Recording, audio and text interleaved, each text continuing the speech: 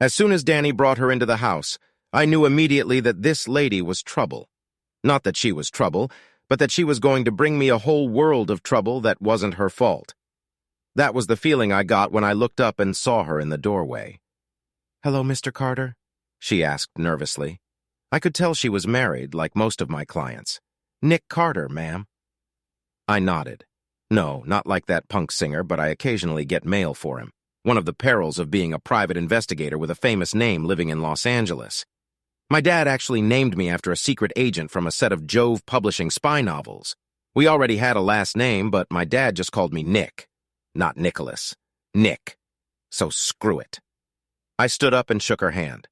"What can I do for you, ma'am? Your assistant said you could help me. I was referred by one of your previous clients." She smiled even wider, though she was still nervous. "I see. Okay, Mrs. I'm Janine Linder. My husband is Dennis Linder. He's a psychologist. I have reason to believe he's cheating on me, and I need proof before I file for divorce." She held out his picture to me. I raised an eyebrow, examining the picture. He looked to be in his early 40s, square jaw and dark hair graying at the temples. He had bright green eyes that would probably seduce most women. "Okay, ma'am." "Do you know how this works?" I asked, and she nodded. "Okay. Give me a maximum of 2 weeks, and I'll have all the proof you need. For those 2 weeks, I charge $5,000. Is that okay with you?" "Yes, and half up front, right?" she asked. "Do you have your own account that your husband doesn't know about, or have access to in order to check your finances?" I asked. "Yes," she said. "I set it up a couple months ago so he wouldn't find out if I hired someone to spy on him. Your former client says you're the best." She smiled and handed me a cashier's check for $2,500. "Thank you, ma'am. Could you tell me about his suspicious behavior? The more information I get, the easier it will be to track his movements." "Well, it's a little odd that I even realized he was cheating on me. He spends every night with me and on weekends, too. But sometimes when I call his office to invite him to lunch, his phone is off," she said. "Well, he might have hit a client during a session." I shrugged. "Normally you'd be right, but then there's also the distance of the house. He used to be all over me, but now he barely touches me." Then I noticed the smell of perfume on his clothes. At first I thought I was imagining it, but it wasn't my brand of perfume, she said. "Some of his clients might have been hugging him, and how old is he?" I asked. "He's 44, she said, and I nodded. "I've heard that men have a lower attraction at that age than they do before 40. Could that be the reason for his emotional distance?" "You make it sound like you think I'm just stupid," she said angrily. "No, ma'am. I'm just trying to understand why you think he's cheating. I admit, perfume is a pretty big indicator, but this could just be circumstantial evidence. I'm going to take the case, but I also need to know everything you can think of. How is he acting suspiciously other than turning his phone off? Well, on Mondays and Wednesdays, he always calls before lunch. Sometimes he answers right away, but on days like that, he goes straight to voicemail." "Okay, I think I've got it. Tomorrow is Wednesday, so I'll start my investigation then. I'll get back to you as soon as I have something concrete." I nodded, rising from my chair as she did, and shook her hand. "Thank you, Mr. Carter. Frankly, I hope it's nothing, but I need some peace of mind on this matter." She smiled warmly. She was indeed a beauty, and had I not been married, I might have considered comforting her. "Any time, Mrs. Linder. If I don't find anything after 2 weeks, you won't have to pay me the rest of my fee. I told her that's my guarantee." "Thank you again, Mr. Carter," she said. "Ma'am, call me Nick." Mr. Carter was my father. I smiled, and she smiled back. "Okay, Nick. I'm Janine. Ma'am is too formal." "Okay, Janine. I'll get back to you as soon as I have something for you. Danny, my assistant, should have your information, so I'll get your number from her." I walked her out and promised to contact her again. As soon as Janine left, Danny walked in and lowered herself into the padded chair in front of my desk. Danielle Lava-Lasquez had been my assistant for 6 years. Honestly, I'd be lost without her, and I think she knows it. She's single, dating, but not often. She has gorgeous black hair, brown eyes, and a gorgeous tan that she inherited from her Mexican ancestry. She looks like J-Lo, but she has more junk in her trunk and a much bigger rack. Yeah, if I wasn't married to the woman of my dreams, Danny would be in trouble. I may be married, but I'm not dead, and I never touch. "All right, Heffa. Here's what I have for you at the moment." She held out to me the dossier she'd gathered online about our target. Danny's not a bad private investigator in her own right, and I'm proud to have trained her. She's a fast learner, that's for sure. Dennis Lindor, psychologist extraordinaire. I glanced at the folder and an alarm bell rang in my head. It seems a former patient had filed a malpractice suit against him a couple years ago, but the suit had been mysteriously withdrawn, with some boilerplate answer as to why. This was getting more and more interesting. The former patient was a woman, and her husband divorced her shortly after the malpractice suit was withdrawn. This was a red flag. I had a bad feeling about Dr. David Lindor, and my intuition usually isn't wrong. Danny, dig a little deeper about this asshole, will you? I have a bad feeling about him, said I, and Danny giggled at my phrasing. Yeah, I know. I opened the door for him, and thanks for not stepping through it. Anytime, boss. She winked at me sweetly, then stepped back to her desk to do some more Bing searches on Dr. Dumas.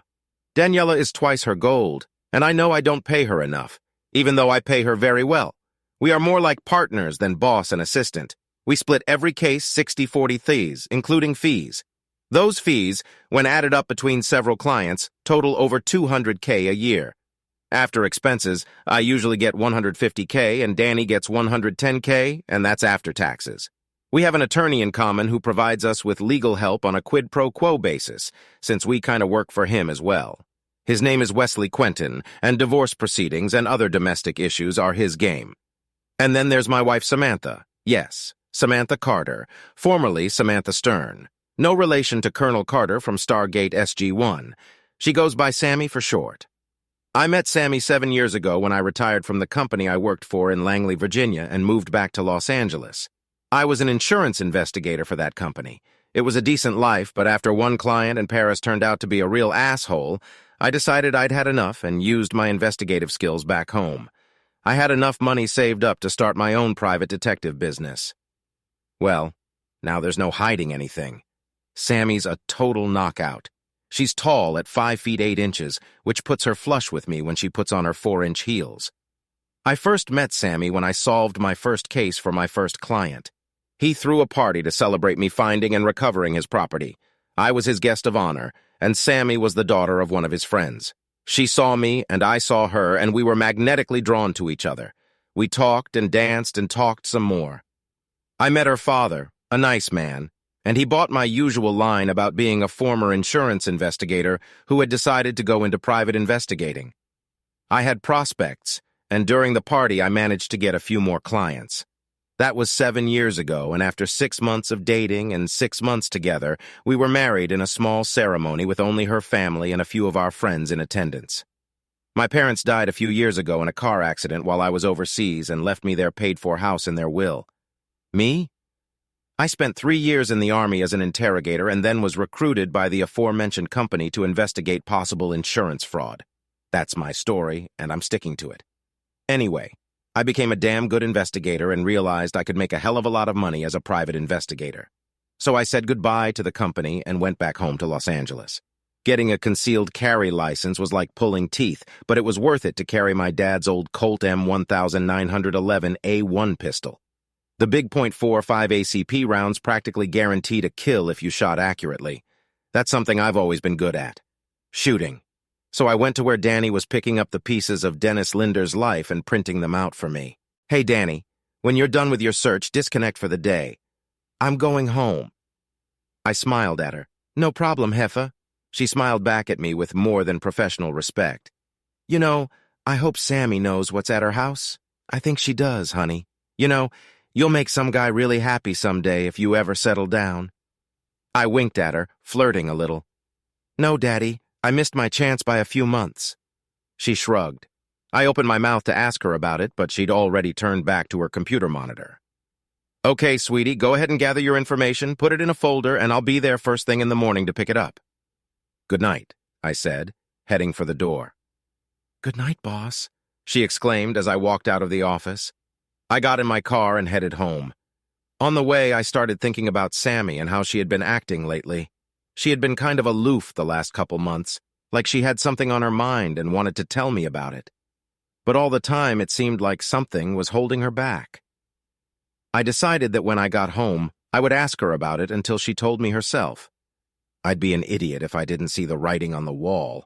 I've seen enough of them over the years. The story has always been the same. The wife-husband was always emotionally detached, either before or right after the affair started. To this day, she kept telling me nothing when I asked her what was wrong or if she wanted to talk to me about something. Why women respond with nothing, I will never know. I know a few that don't, but most of them seem to think us guys are paid enough to be mind readers. Sorry, ladies. We're not psychics. Sometimes you have to spell things out for us. It was with these thoughts in mind that I pulled onto our street and noticed a Jeep Grand Cherokee Laredo parked in front of my house. As soon as I pulled into our driveway, my cell phone rang. "Hey, babe," I said, seeing my wife's name on the caller ID. "Hey, Nick, when are you going to be home? We need to talk to you about something," she said. Her voice sounded strange. "What do you mean, babe? Who is this we you're talking about?" I had my suspicions that the we was whoever was driving that Jeep. "Just get home as soon as you can." Okay, baby." "I love you," said I. "Okay, bye." The alarm bells in my head had now turned into a full-fledged klaxon.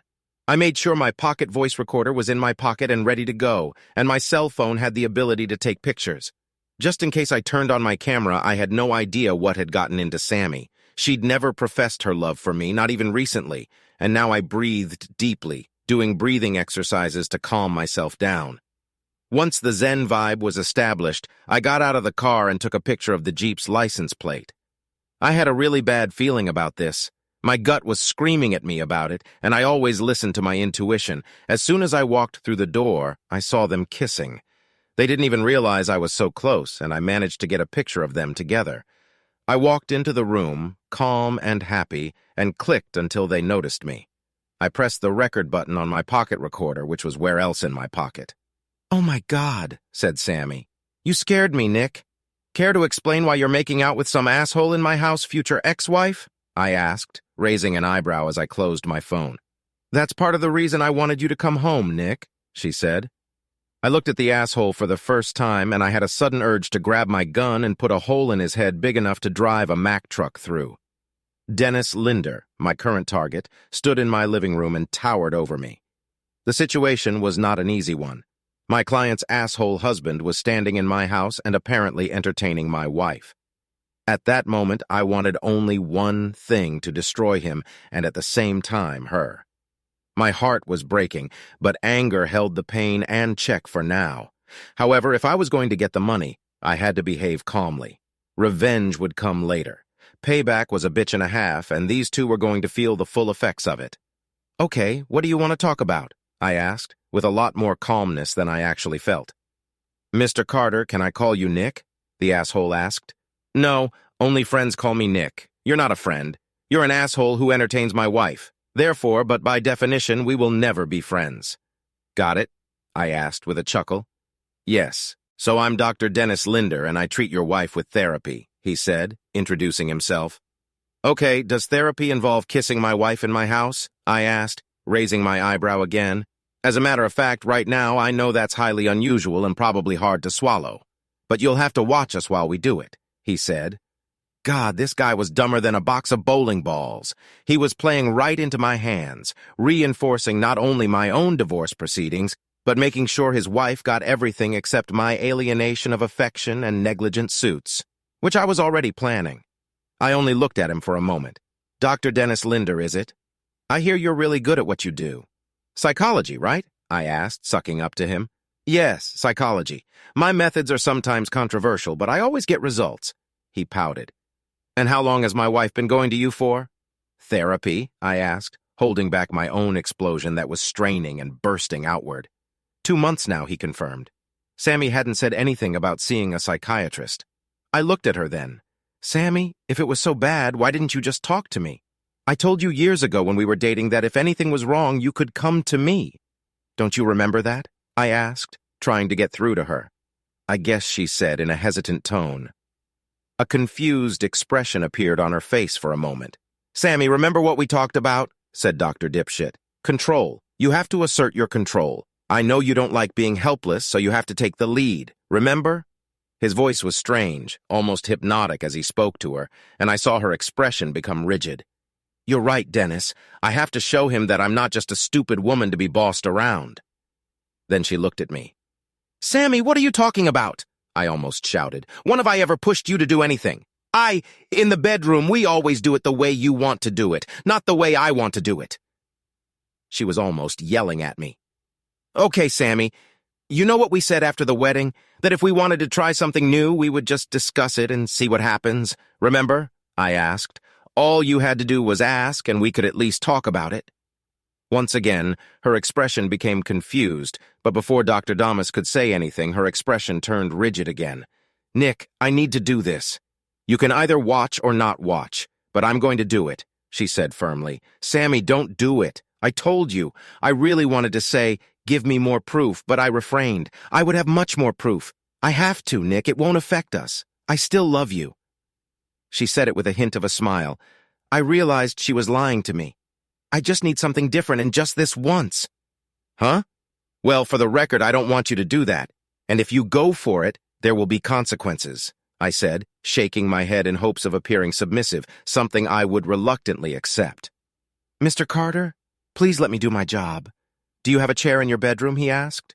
He wanted to entertain my wife on our marital bed. Note to self, burn the bed and buy a new one. Yes, there is. Wait, you really want me there? I asked, with a look of horror on my face. It's necessary, yes, said Dr. Damas. If you insist, I roared. Doctor, is there really no other way to get my wife back to normal? I'm afraid not.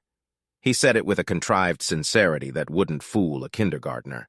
Well, I hope you don't expect me to engage in adultery, said I. Mr. Carter, what your wife and I will be doing can hardly be called adultery. I'm simply helping her to overcome a mental block and perform better in your relationship. You'll both be stronger after we're done.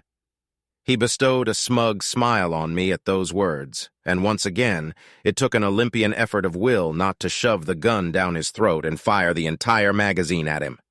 I won't agree to that, just so you know. I will never consent to an act of adultery between you and my wife, and that's what adultery is, no matter how you slice it. I said, noticing that he wasn't wearing a wedding ring and there was no tan line on his finger. Like I said, Mr. Carter, this is therapy. Sure, it's controversial therapy, but it's not adultery. This time, his smile was indulgent. Ooh, this is going to be very fun after some pain. Well, not pain. Well, my love for Sammy was dead, and I felt numb and a pang of righteous rage at what I was going to do to this asshole after he was done entertaining my soon-to-be ex-wife. I'm still not going to agree. I shook my head even as I followed them into the master bedroom. I discreetly pulled out my iPhone and started filming him undressing Sammy and laying her on the bed. She willingly spread her legs as he undressed, and neither of them looked in my direction as I sat in the chair to take many shots.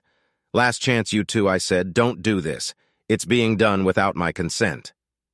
The doctor looked at me at my iPhone sticking out of my jacket pocket, but didn't realize he was recording video. He grinned. Like you have a choice, was? Then he got on with it. It was all I needed to see. It was all I needed to record. Janine's case was now immutable, period. I got up from my chair and calmly walked over. I grabbed him by the hair. Then I hit the nerve bundle between his neck and shoulder, and it folded like a bad poker hand. Doctor, my ex-wife never told you what I do for a living, did she? I could see the confusion on his face. Sammy looked at me like I'd grown a third eye. I'm a private investigator, Doctor. I have proof that you tried to seduce me with my wife. Now I have the evidence necessary to divorce you for infidelity. I have video and audio. I also have proof of alienation of affection and unfair labor. I grinned triumphantly, then reached into my belt and pulled out my gun. See, you're a big man, Doctor. I could have lost to you in a fair fight, but Colonel Sam Colt makes all men equal in the eyes of God. You should be able to move in a minute as soon as you can, get dressed, get your whore, and get out of here. I said this calmly and evenly, which scared the hell out of both of them. I heard Sammy sigh. Good. I looked at the woman who had just broken my heart. Samantha, you need to get dressed, pack your things, and get the hell out. What? She demanded. You heard me. I told you there will be consequences if you go through with this, and those consequences will be very bad. I felt detached. I felt like my emotions weren't working the way they should. The consequences are going to start right now. You're going to pack up your things, put them either in your car or his SUV, and leave. I'm going to call my lawyer and have him prepare the divorce papers. And then I'm going to get a restraining order on you and the good doctor. I'm just glad we don't have kids. And I'm damn glad I'll never be a father to your kids. I shook my head. Sammy, you broke my heart. I hope it was worth it for you. My voice cracked on the last sentence. If that lover wants nothing to do with you, go live with your parents. A whole range of emotions flashed across Sammy's face as she comprehended what I had just told her. Her main emotion was confusion. But Nick, don't you love me anymore? She said, eyes wide in innocent shock. Not after you willingly let another man, despite my protests, take you in our marital bed. I shouted that last word. You have desecrated the vows we took on our wedding day, Samantha. Because of my protests, you have shredded everything we had. Yes, I really let her have her way this time. I wanted her to feel pain. I wanted her to feel the pain in my heart when I realized she didn't love me anymore. I can't believe I never knew you, Samantha. I called her by her full name because I knew she hated it, and because she knew I only called her that when I was angry. Samantha, do you remember our conversation just before we got married? The one about fidelity? Do you remember that one? The one where you said you wouldn't tolerate cheating? The one where you said you had zero tolerance for cheaters? Well, darling, this fits the definition. That day I saw the wisdom in your words and accepted your philosophy. The asshole hissed before she could respond and seemed to be seriously considering bouncing on me. I stepped away from him, holding the sand cold at the ready. I also made sure to keep Samantha in my sights. You're making a mistake, Mr. Carter. I'm going to press charges. He grinned. No mistake at all. I caught you in bed with my wife and thought she was being raped. Who were the cops going to believe? The respected private investigator who caught the rapist or the man who claims it was consensual? Look at Samantha, doctor. Look at the anguish on her face. Misery. It's a good thing I got here in time, isn't it? Otherwise, you'd have gotten away with it. Maybe I should call the police and report it. His face paled as he hesitated, then thought better of it. Okay, no big deal. Nothing bad. He tried to grin, but it didn't work. No accusations. I noticed he still hadn't mentioned his wife. That was interesting. Perhaps he thought he was keeping a secret from me, and I had allowed him that illusion for now. I had to give him a little push, though. I'm sure the news channels will be thrilled. Private investigator's wife caught in bed with her counselor. Story on 11.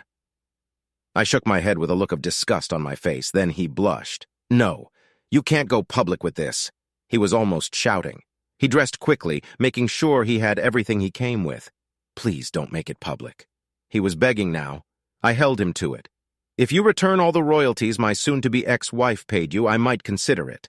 But I'll still sue you for A of A and malpractice, said I, cornering him. It's a deal. Anything you want, he said with a panicked expression in his eyes. Anything I want. Oh, what possibilities.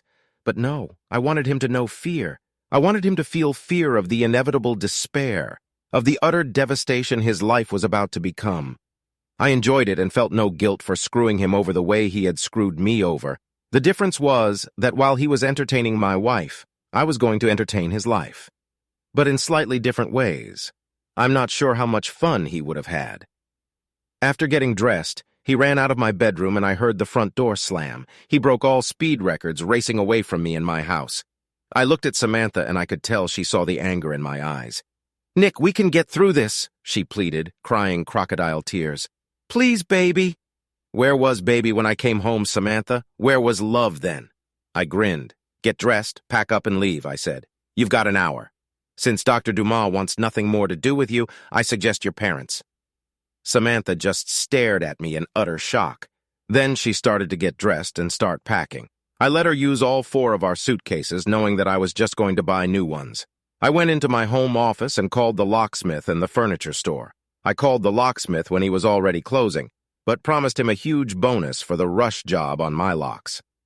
Then I told the furniture store I wanted a queen-size bed to replace our old queen-size bed, sheets, comforter, and all.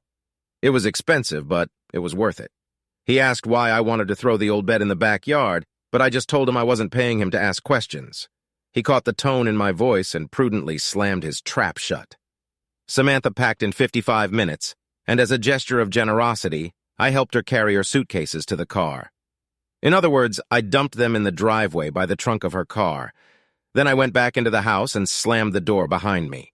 I called Wes and asked him to apply for a restraining order with a night court judge. In my application, I named both Samantha and Dr. Dennis Linder. I then asked him to prepare papers for divorce, alienation of affection, and unfair labor practices. An hour later, both the locksmith and the furniture makers finished the job, and I paid them off with a credit card. I called the credit card company and canceled Samantha's cards. I then called my bank manager at home and asked him to cancel Samantha's debit card. I gave no explanation, but as the primary owner of our accounts, I felt it was necessary. I no longer trusted her. For those who think I've gone too far, go screw yourself. I poured myself a couple shots of Chivas. I usually drink beer and like it better than any other beverage. However, I needed something stronger. So I poured myself a shot and sipped it, thinking about what my marriage had become in such a short period of time. Around 7 p.m., I realized I was about to snap. I called Danny. Hola, Kefe, said Danny. Hi, Danny. I hate to call you after hours, but I'm going to need your help tonight, said I. I was proud that 2 shots of Chivas hadn't disturbed my judgment or confused my words. What's wrong, boss man? She asked. I never managed to calm her down. Well, it's complicated, and I don't want to tell you over the phone. Just come to my house, I said, feeling the walls start to crumble in my mind. Okay, Heffa, I'll be right there. She ended the conversation before I could respond. God bless this girl. 10 minutes later, she was already knocking on my door. I got up from my seat, staring at the blank TV screen, and went to open it. As soon as I opened the door, Danny rushed into my arms and hugged me tightly. She slammed the door behind her and then pulled away from our embrace to put the deadbolt back on. When she turned around, she grabbed my hand and pulled me back to the couch. She sat me down and sat next to me. So where's Sammy? She asked, already guessing what was going on. After all, Sammy's car wasn't in the driveway, and I wasn't as upset as I would have been if she had died. I looked into Danny's deep brown eyes. She's gone. Probably to her parents. She cheated on me, Danny. I couldn't hold back my tears any longer as she wrapped her arms around me and pulled me against her, and I ruined her blouse with my tears. I clung to her desperately, just needing human companionship. When I finally let it all out, Danny gently pushed me away and looked into my eyes. Nick, listen to me. Are you absolutely sure Sammy was cheating on you? Not trusting my voice, I pulled out my pocket recorder and setting it on the coffee table, pressed play. I then opened my phone, brought up the video, and pressed play before handing it to her. Danny watched and listened with growing terror in her eyes as I went to get 2 bottles of beer from the fridge. When I returned, a dark fire blazed in her eyes, and she stopped both the recording and the video. I opened both Arrogant Bastard Alice and held one out to her. Isa maldita para pola, finally exploded Danny, taking a sip of the bitter ale. That damn bitch. Wow, Danny wasn't holding back. I smiled crookedly at her words. Danny is loyal to the last detail, and she's loyal to me. She took another big sip, then closed her eyes and took a few deep breaths. Nick, what are you planning? She asked, placing her hand on mine. Because whatever it is, I want in on it. A nuclear strike on the doctor. I have reason to believe that maybe Samantha has been brainwashed. If that's the case, I want her to get the help she needs, I said, my voice hoarse from sobbing. If there was even the slightest possibility that asshole had somehow brainwashed or coerced her, I wanted to find out how. As for Dr. Cranberry himself, I want him and everyone around him burned, except for his wife, who you met earlier in the office. Turns out she was right when she said he was cheating, and it was with my own wife. That's some bullshit shit, Nick. Danny shook her head sympathetically. But okay, what's our first step? Reconnaissance, of course. I smiled, strained, trying to hide my feelings. Now that I was on the job, it was easy to slip back into the image of a professional. I'm going to pay a little visit to his office in a few hours. If you're having trouble breaking in, you don't have to come. Screw that. I told you I'm in, Heffy. I'm in it to win it, and you know I'm not backing down. She smiled at me, then leaned forward and hugged me tightly. I know Sammy, Nick. I've known her almost as long as I've known you. I think she was at least forced into that convertible. I think so too, but even then I'm not sure I want her back. She's been shitting on us. She's known the tool for 2 months now, and in that time, he's managed to convince her that our marriage is just another toilet to shit in. I said this, still hugging her tightly. God, she felt so good. I was sorely tempted to kiss her right then and there, but there were only two things stopping me. 1. I hoped that Samantha was a victim of brainwashing or coercion, and that we could somehow work through it all. 2, even if she was more willing than she seemed, I wasn't going to stoop to her level and cheat with anyone, even Danny. Danny, I know what you're thinking, and you have no idea how tempting it is right now, but we have work to do. I squeezed those words out of me with iron willpower. I steeled my resolve and continued. We'll stop by the office and pick up the van. Good call, boss, she said, holding back her feelings. It didn't take a rocket scientist to realize she'd always had a thing for me. We flirted with each other, but I thought she was just flirting. But now that Sammy was out of sight, at least for the moment, it was obvious that she wanted more. Part of me was dying to give her what she wanted, and that part of me wanted it just as much as she did. But, and here's the rub, I wasn't going to do what my wife had done. No. My revenge would be far worse if things went the way I feared. Besides, I didn't want to hurt Danny, and I knew that if Sammy was truly coerced or brainwashed by Dr. Dumas, Danny would suffer greatly if or when I decided to settle with Sammy. We left in her car and picked up the van at the office. I got Comcast magnets out of the trunk and stuck them on the sides of the van. Urban camouflage. I like it. We pulled up to Dr. Dennis Linder's office around 11 p.m., and I entered the office building by picking the lock. I was wearing supple calfskin gloves that didn't leave fingerprints on anything, but still allowed enough freedom of movement so as not to interfere with my dexterity. Picking the lock was a breeze, and once inside, I made sure my headphones were working properly so I could communicate with Danny. Reading you loud and clear, Heffa, she said. I had a small 50 GB USB drive with me.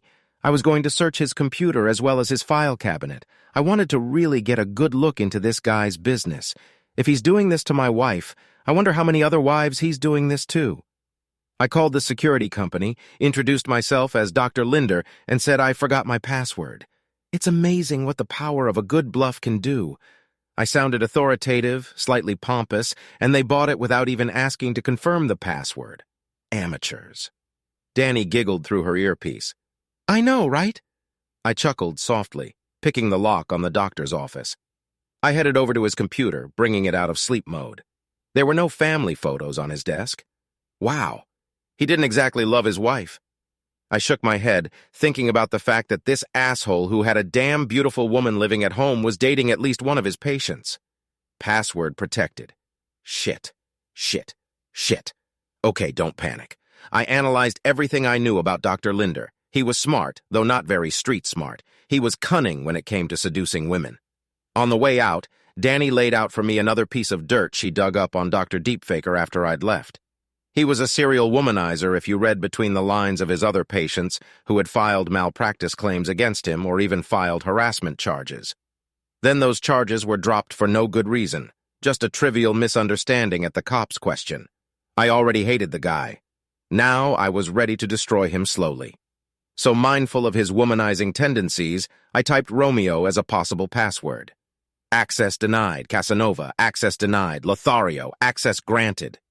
What a predictable asshole. Finding the files I needed wasn't hard either. Wow, that son of a bitch was presumptuous. I inserted the flash drive and downloaded the entire special patients section, which almost completely filled all 50 gigs of space. I checked off some names, including Samantha Carter. What a goddamn bastard. He had video files of Sammy in here. Oh, okay, never mind. I removed the flash drive and put the computer in sleep mode. Then I went through his file cabinet. I found Sammy's file, but nothing in it indicated what they'd done, so he wasn't exactly stupid enough to record his adventures in paper files. Anything, Hefe? Asked Danny through the earpiece. Plenty, honey, I replied. Nothing paper, but I have about 45 gigs of video he recorded with a few of his patients. Damn it. Okay, we'll have to go through them when we get home, she said. I had a funny feeling about the way she pronounced we and home when talking about our plans for the near future. As I left the office, I made sure all the doors were locked and that there was no sign that I had been here, no security cameras, just a phone call I made from a landline with an untraceable number. Voice ID might pose a problem if someone was interested, but I wasn't going to worry about that right now. It was well past 1 o'clock in the morning when we got back to my house. We went inside, I put the garage door down, and before I could say anything, Danny gave me a dumbfounded look. "I'm going to stay with you tonight, Nick." She said it firmly, leaving no room for argument. "Okay," I shrugged. "You can have the guest room." "No, Nick. I'll stay in your room in your new bed, and I won't take no for an answer. You don't have to be alone tonight." And then it was clear the invisible elephant had been revealed. "Danny, I trust you. Hell, you're the only woman on earth I trust right now. I'm asking you, please don't make me break my marriage vows tonight." "Okay," I asked. "I promise." She smiled and kissed my cheek. "We'll go over the footage in the morning. I brought my laptop with me so we can split the video and get it done in half the time." "Sounds like a plan, sweetie," I said, heading for the shower. I felt dirty, and not just because I hadn't showered since I left for work the previous morning. As I stood under the jets of water, my mental compartment opened up, and all the feelings of betrayal rushed back in. Suddenly, I heard the shower door open. She tucked me into bed, covered me with a sheet, and then walked around and climbed in on the other side. I was numb and fell asleep as soon as I closed my eyes. I was completely exhausted, both physically and emotionally. I woke up the next morning with a smile on my face. Danny stood up and hugged me tightly. "Oh my God, she's totally on top of me. I decided to nip this in the bud. Danny, listen to me, okay?" I wheezed. When she reluctantly nodded, I continued. "Danny, I'm sorry for what I just said. I thought yesterday was just a horrible nightmare. I'd be lying if I said I didn't think of you that way sometimes. But I love my wife, or who she was before that scumbag laid his hands on her. But I promise you one thing right now. If Samantha agreed to all of this willingly, I will divorce her. When that happens, if you still want me, I'll be willing to try it with you, okay? And that's one of the reasons I fell in love with you." She sighed regretfully. "You're the most damn honest man I've ever met." There was equal parts admiration and despair in her voice. "Thanks, sweetheart." When I went outside to get dressed, Danny wasn't in the room, but I heard the sizzle of a frying pan in the kitchen. I smiled at that, then got dressed in jeans and a t-shirt, put on my belt with my Colt holstered, and went out to see her. I didn't normally carry a gun at home, but I wasn't about to take any chances with a possibly sociopathic psychologist outside. I noticed Danny was carrying her gun as well, a woman's Smith & Wesson in 9mm caliber. She also got her concealed carry permit shortly after I hired her. "Smells good," I said, smiling genuinely for the first time since this whole mess started. "Thanks, Nick." She smirked sweetly and then went back to the omelet she was making. I could smell the bacon and cheese and salsa. She really knew her stuff.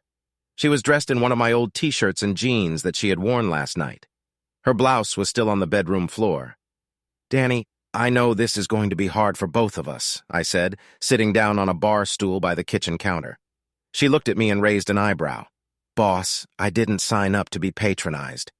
You made it clear from day one that I was likely to be needed on some cases, and given my background in criminal justice, you knew you could count on me. That hasn't changed, and it never will. I couldn't help but fall in love with you, but that doesn't mean I'm going to shy away from this case. This case is personal to me, too, because Sammy's my friend. That Pendo doctor is going to get a rude awakening when we're done with his ass." Every word she said was true. She had been a detective with the LAPD for 2 years, but had been fired for beating up a suspect. She'd been lucky to avoid serious charges, but since the son of a bitch was guilty, they didn't want the notoriety of charging her. She was given a small severance package to keep her mouth shut about the circumstances of her termination, but she told me candidly about it when I first interviewed her. That was one of the reasons I gave her the job. I needed someone who wasn't afraid to get her hands dirty. Danny was definitely not afraid to get her hands dirty. Sometimes I just forgot about it. "You're right." I nodded. "Danny, I need to tell you something about myself that even Sammy doesn't know." I took a deep breath. I knew I could trust Danny. She trusted me, and I checked the veracity of who she was and why she'd been fired. "What do you mean?" she asked, with a confused look on her face. "Danny, I never worked for an insurance company. I worked for the own company as a covert operative. There you go. My name is Nick Carter, and I used to be a spy. And that sounds like a really bad impression from the beginning of the Burn Notice series."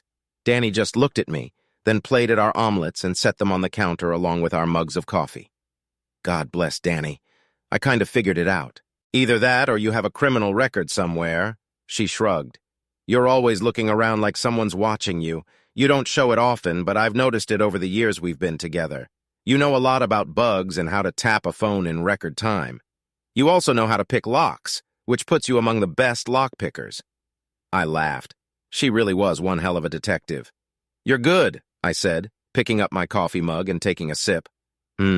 Just right. Oh, and you make the best damn coffee on earth. Just so you know, said I. It was her turn to laugh. Thanks, boss, she said. I'm not just a pretty face and a hot body, you know. She winked. I know. If you were just that, I wouldn't have hired you. I shrugged. She leaned over and kissed my cheek. Thanks, Nick. No matter how things turn out, thank you for everything. She smiled. Hey, you act like you're going to leave. That's not going to happen. I smirked at her. You're going to work with me until we're both old and gray. She was silent for a moment. You know, you're right. She grinned. I couldn't leave you if I got a job that paid $1 million a day. Okay, I said, because I can't afford it and you're the best damn assistant I could hope for. I'm glad you finally recognized that, boss. Now eat before I spank you. She stuck her tongue out and I stuck mine out in response. Then I really got down to eating and her omelet turned out to be surprisingly tasty. Boy, that girl can cook. There are two schools of thought about the way to a man's heart and all the things girls are taught. The first is through the stomach, and the second is through the penis. For me, it's both. Of course, Sammy is a tornado in bed. She was my tornado in bed and she could cook pretty well. And you knew there was going to be a but now. Danny's prowess in the kitchen easily put Sammy on edge. If she entertained even half as well as she cooked, I'd seriously consider an exchange, even if Sammy was brainwashed by Dr. Dummas. It might sound cold, but she gave in pretty easily without even discussing anything with me. I couldn't believe she could go behind my back to a quack psychiatrist like Linda and not discuss anything with me. It wasn't like her. She used to tell me everything at the beginning of our relationship. It was only in the last couple months after starting therapy that she had shut me out almost completely. When breakfast was over, I helped Danny wash the dishes. Once she was done, she turned around. And before I could react, she wrapped her arms around my neck and pulled my face to hers. I'm sorry, Nick, she said quietly. No, Danny, I don't think either of us are sorry about that. I chuckled. Damn, I wish I'd met you before my wife did. Me too, she said sadly. Damn, someone was going to get hurt no matter how things turned out. I really didn't want it to be either of them if Sammy was coerced or brainwashed. We had to see those videos. Let's go watch the videos. Maybe they'll shed some light on Sammy's mental state, said I. We went to the room where I kept my home office and I downloaded half of the videos onto her laptop. I started where I should have started. With Sammy, the first interview was pretty straightforward, just an introduction. Dr. Dick Saker was writing something down in a notebook, asking Sammy questions about her life. He asked about her husband, me, and other relatives. She told him about her parents and how much she loved us all. I studied his face with a slight smile playing on his lips. He then asked a few more innocuous questions and then told her not to tell anyone about it as it might negatively affect their future therapy sessions. What a son of a bitch. He was going to seduce her from the beginning. And since she was following his instructions to keep me in the dark and I had no idea what was going on, I couldn't do a damn thing to stop it. He abused her trust in him as a medical professional. Negligence suit. Check. There were more questions in the second clip. More personal this time. He asked her about our lives. He just wrote down every answer she gave in his infernal notebook. He asked some more personal questions that she didn't seem to want to answer, but he assured her that no one would ever know what she said again. She again answered truthfully. At the end, he reiterated again that the session should be confidential. She agreed. I checked the dates on the videotapes. There were 16 videotapes of Sammy's sessions, and that corresponded to his Monday and Wednesday appointments. I groaned, covering my face with my hands. The third video was hard to watch, but again, he wasn't brainwashed or forcing her to do anything but professional ethics, as he called it. On the fourth video, he began his devious seduction in full. He asked her to describe her fantasies in detail. She managed to recount 2 of them before time ran out. Again, a non-disclosure agreement, and she was on her way. The fifth and sixth videos were very similar to the fourth. She told him about her fantasy. He reminded her to keep each video confidential, and she agreed. The rest of the videos were also conversations about her fantasies, related in one way or another to her cheating. By the end of the 14th video, he had raised her self-esteem to the level of selfishness and convinced her to have 2 men, including me, as part of her therapy. I noticed that starting with this video, he didn't encourage her to keep quiet, knowing that she wouldn't tell anyone, including me. This was the 15th video where he first entertained her. Just under a week and a half ago, he told her he would be a second man if that's what she wanted. She looked like she struggled with that decision for a full 15 minutes as he gently nudged her into what he wanted her to think. Finally, she gave in. The 16th clip was the last. It was pretty much the same, but this time she asked her to keep it a secret and she would call him herself on the right day and hour. I stopped the video and looked up to see Danny looking at me with tears in her eyes and an expression of disgust on her face that probably reflected my own disgust. This guy was a serial seducer, a real Lothario. At least that was clear from his password on his computer. I'm going to hit that son of a bitch with a legal warhead so powerful he'll wish he'd never been born into the world, I vowed in a calm voice in front of God and Danny. I agree with you on that one, boss, she said, taking a seat on the edge of my desk. It seems like the longer videos are more difficult. If it makes you feel any better, all the others are shorter than Sammy's. Apparently she lasted the longest. She shrugged and smiled encouragingly. I kind of guessed that since everyone else here is shorter than her. But you just confirmed it. This guy makes Machiavelli look like a good guy. I shook my head. But as far as coercion or brainwashing goes, he's not guilty on those counts. He's just convincing them to do it and no harm will come of it. Yeah, I've noticed that too. As far as I can tell, he never involved the husband in his little games before. But then the husband somehow finds out about it and divorces his wife. All the cases I checked ended in divorce. She listed the names of the women and their ex-husbands. Okay, contact a couple of the exes and find out how they found out about Dr. Dumbass seducing their wives. I need to talk to Janine. I escorted her out of the room, then pulled out my cell phone and called Janine's phone. Hello? Janine, it's Nick, I said in a squeezed voice. Oh, Nick, thanks for calling. Are you going to start your investigation today? She asked. Actually, I've already finished it. You were more right than you think. Would you mind coming over to my place today or tomorrow? We have some things to discuss, both personal and professional. Don't get me wrong. I'm not hitting on you, but this matter is very close to my heart, I explained. Would you like to talk more about it, Nick? She asked. Not over the phone, ma'am. Tonight or tomorrow morning would be best. My assistant Danny will be with us. She has information to share with you as well. I told her. What is your address? I gave her my address and she said she would be here in 10 minutes. 11 minutes later, I heard a car pull up to the driveway. I checked.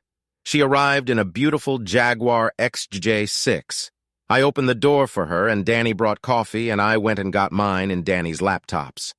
I put both on the coffee table and Danny and I sat down on either side of Janine as I started to explain.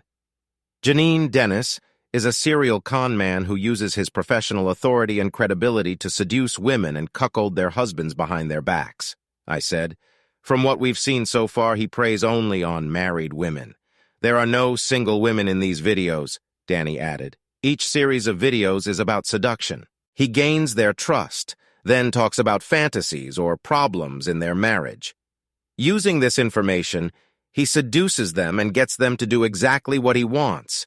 He doesn't force his victims or brainwash them, but as you can see, he is a serial offender. I said, showing her all the series of videos. She gasped at the sheer number of them. How the hell could he keep this a secret? She screamed, her face turning beet red with rage. Janine, calm down, please. There's more, said I, swallowing the lump in my throat. More? She looked at me like I'd just fallen off another planet. Yes, ma'am. As I said on the phone, this case is very close to my heart. You see, my wife was his latest victim. I showed her Samantha Carter's name on the video I had highlighted. Oh my God, I'm so sorry, Nick. Janine hugged me tightly. He's going to pay for this. You can be sure of it. He'll pay through the goddamn ass I'm going to give him for this shit. Janine, how much is your husband worth monetarily? I'll sue him for alienation of affection and negligence, said I. Don't worry, I'll introduce you to the best divorce attorney in California. Wes will take care of you and get you as much as he can. Janine laughed. Oh, honey, Dennis is worth over $250 million, including his properties around the world. He has a lucrative practice. His books are bestsellers, and he's been a guest on Dr. Phil several times, but he made most of his money from his books. Okay, I propose we hit him with a blitzkrieg. We'll hit him hard and fast, but it will probably take a few days to prepare. Do you trust us? I asked, pointing to myself and Danny. Yeah, she said. You've lost a lot too, Nick. I'm sorry for that. I should have seen what a snake he was before. I understand. Come by my office in the morning and I'll introduce you to Wes. He's my attorney and will be handling my divorce from Samantha as well as my lawsuits against your husband. But by Friday, we hope to bring in other ex-husbands to sue him for malpractice and alienation of affection. I outlined my plan to her, and by the time I was done, she was nodding and smiling. I can go along with that. The problem is acting normal with him for 2 more days. I can claim I have a problem with women, or I can just go out of town to see my mom. She's old, so he'll probably buy that. Janine nodded. True, he's trained to notice differences in mood or behavior. My advice is to contact your mother, tell her what's going on, and ask her to cover for you. In the meantime, I have a guest room here with a double bed and room for 2 more cars in the garage. I smiled. So far, only my car and Danny's car were parked there. I handed her the garage door remote, and she gratefully accepted it. She went home to pack her things. Danny went home to pack as well. She packed her clothes for the whole week and came back a half hour later. I giggled as I watched her haul her stuff into my room and stack it in Sammy's old dresser. The girl is determined. I have to hand it to her. The next morning, Janine returned just as I got out of bed after another great night's sleep with Danny by my side. Danny was in the shower when I heard the garage door open. Janine looked great. She gave me a sympathetic hug when I walked out to meet her as soon as she entered the house. She had a small suitcase with her with a couple changes of clothes. She also brought me Danny's boys' account statements, and I awed when I saw how many liquid assets he had. When Danny made breakfast for all of us and we ate another great meal, Janine said she was ready to move on. I told her we could move as soon as all the ex-husbands and wives were notified of the latest developments. We needed to call the 11 ex-husbands and then inform them to call their ex-wives to inform them of what was going on. We were going to file separate lawsuits against Dr. Dump Truck for negligence and alienation of affection, and they were more than happy to join us. Not surprisingly, most of the husbands were more than ready to get revenge on us runs, and most of the ex-wives were raring to go. But I wasn't about to bring Sammy into this. Not after I saw that last video. I showed up at Wes's office along with 9 of the 11 ex-husbands we were able to contact, and all 9 ex-wives. Since I was ex-husband #12, I had to be involved in the case. Wes, to save time, drew up identical A of A and malpractice papers and just put different names in there depending on who was in line. He was like a kid in a candy store. More than $175 million of Dr. Dump's liquid assets, and nearly $100 million in real estate worldwide that will likely have to be liquidated to pay for malpractice, divorce, and A of A. Sure, a class action suit would have been easier, but in this case we were aiming for shock value. I wanted Dr. Dennis Threat Linder to know that his world was about to crumble around him like the walls of damn Jericho. Janine, along with me and Danny, waited at the end of the line while Wes happily helped a new crowd of clients make the asshole's life miserable and get rich in the process. Yeah, he's a good buddy of mine, but he's still a lawyer. When he finally finished printing out the malpractice and misdemeanor papers for his new clients and sent them on their merry way, promising to deliver them to Dr. Dingoes at work early Monday morning with plenty of witnesses, it was Janine and I's turn. I filed for divorce from Samantha, and Janine filed for divorce from her soon-to-be very poor ex-husband. Wes was immediately attracted to Janine, and the attraction seemed to be mutual. We agreed with Wes that each client's belongings would be delivered by different process servers at the same time. Wes, Janine, and Danny joined me in grand-like skeletons. It was going to be crammed on Monday morning, and Danny, Janine, and I were to sit in the front row. As a bonus, Wes gave each of us his clients a free restraining order against Dr. Dumbass. He knew how rich he would get when all the fallout from this massive nuclear strike settled. Then came the time for Phase 2. Phase 2 involved saturation of the media and law enforcement. I used video clips of Sammy removing her face and replacing her voice with a computer-generated voice, removing all mention of her or my names, using a new media editor program I bought. I spliced together excerpts from different videos showing how Dr. Dennis Linder made a habit of seducing women leaving happy marriages or marriages that could have been happy after his therapy. But he saw fit to destroy those marriages for the sake of his own twisted ego. I used excerpts from videotapes of other women showing how they all manipulated their husbands at Leander's insistence. I knew the media would eat this story up. The FBI would be brought in on criminal negligence charges because he was ripping off men and doing it to their wives. The California Board of Psychologists will also take an interest in the case. To do this, I created a dummy email account and used proxy servers so I couldn't be traced. Phase 2 began on Monday morning, right after the process servers had done their work. As the last process server was leaving, I handed Janine a bucket of popcorn, and she was just crunching popcorn when Danny Boy came running out of the office, looking around wildly. He saw me standing next to his soon-to-be ex along with Danny. I picked up my cell phone, hit the send button on bulk email delivery, and started Phase 2.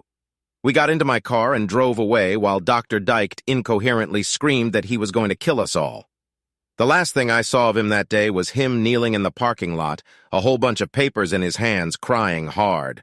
My revenge wasn't even half finished. On the third step, we met Samantha, and she agreed. She was staying with her in-laws and was about to find out that she couldn't stay there anymore unless she was very unlucky. We met in a very public place, Starbucks. I love that place. I'm here. Does that mean you want to talk? She asked, hopefully, sitting down across from me. Actually, I have something to tell you, I said with a smile. Samantha, I could forgive you anything if you were coerced or brainwashed by that asshole. I'm not kidding, but after 16 hours of you agreeing to everything he said, even your protests, you finally suggested I become a cuckold to fulfill your fantasies of dominance. That's something I can neither forgive nor forget. I shook my head slowly. Sammy, I would have done almost anything for you. I loved you more than you can imagine. Loved past tense. I would have given my life for you until I saw this betrayal, this final betrayal of everything we meant to each other. I'm sorry, Samantha, but you've already gotten the summons. I held out the divorce papers to her. I think you'll find it fair. She looked at the papers in shock. You're kidding me. I wasn't in my right mind, baby. Please, you have to believe me. She panicked. And that's when I put the other shoe down. If I were you, I'd figure out what to tell your parents, Samantha. Something tells me they just received an anonymous letter that will show them what kind of daughter they've raised.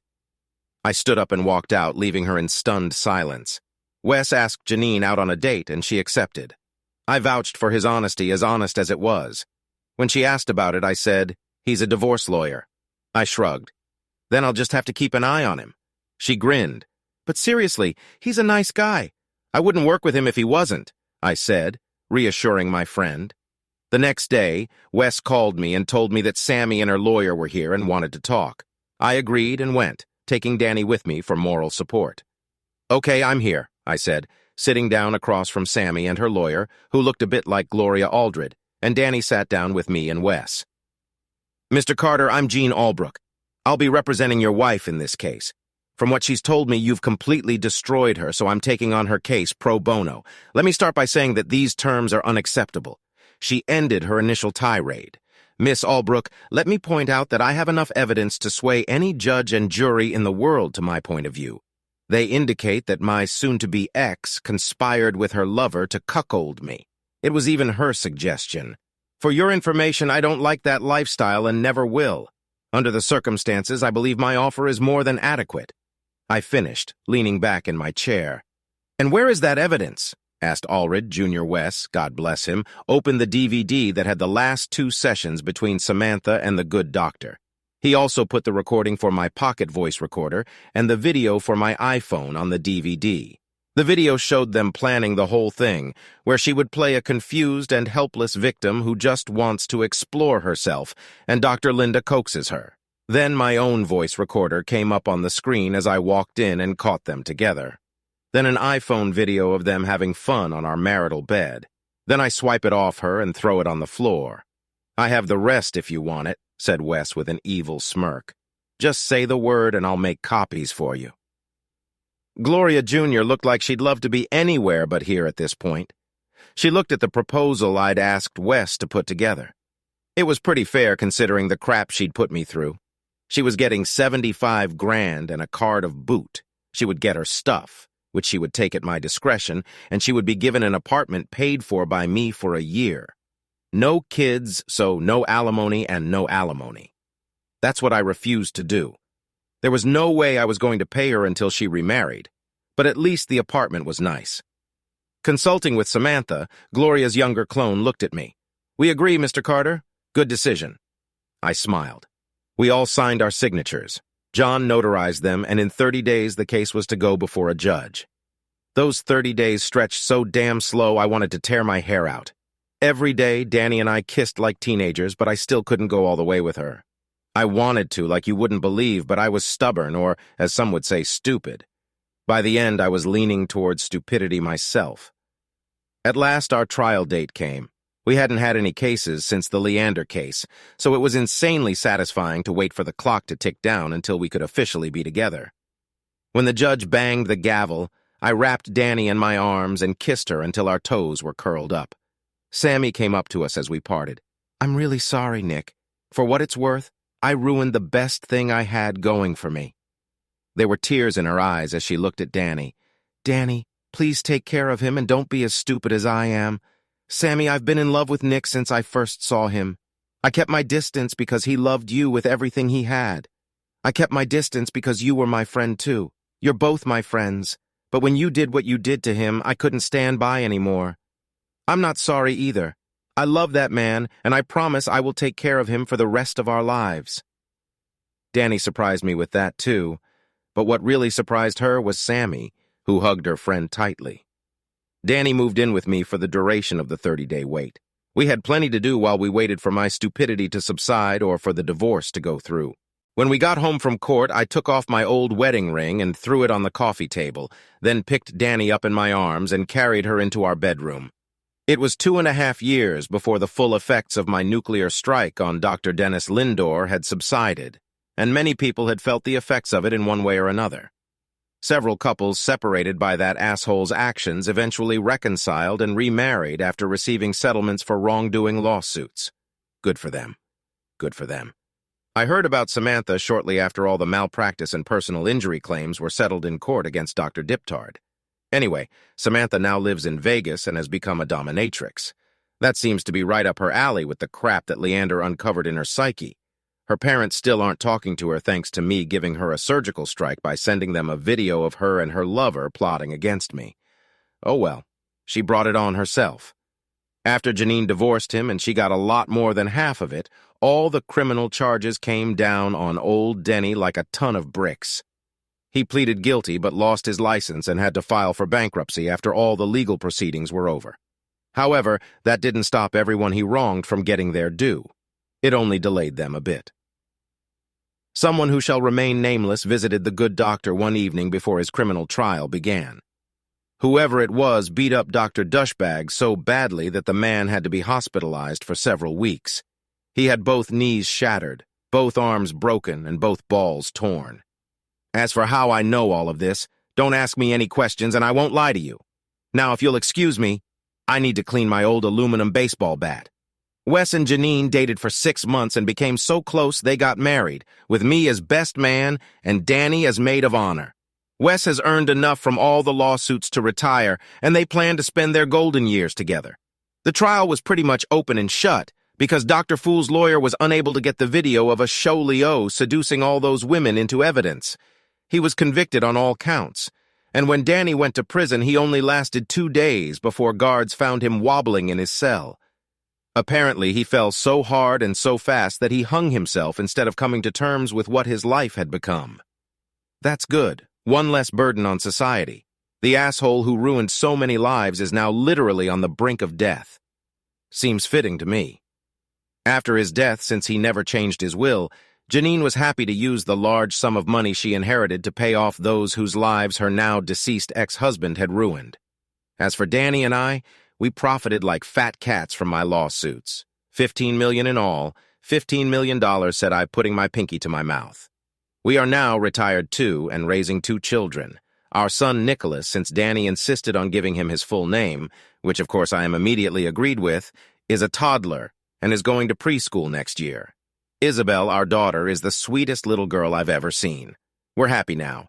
That case, my last case, was a mixed bag for me, but turned out all right in the end. Thanks for watching. I hope you enjoyed it, so subscribe to my channel and watch the next video.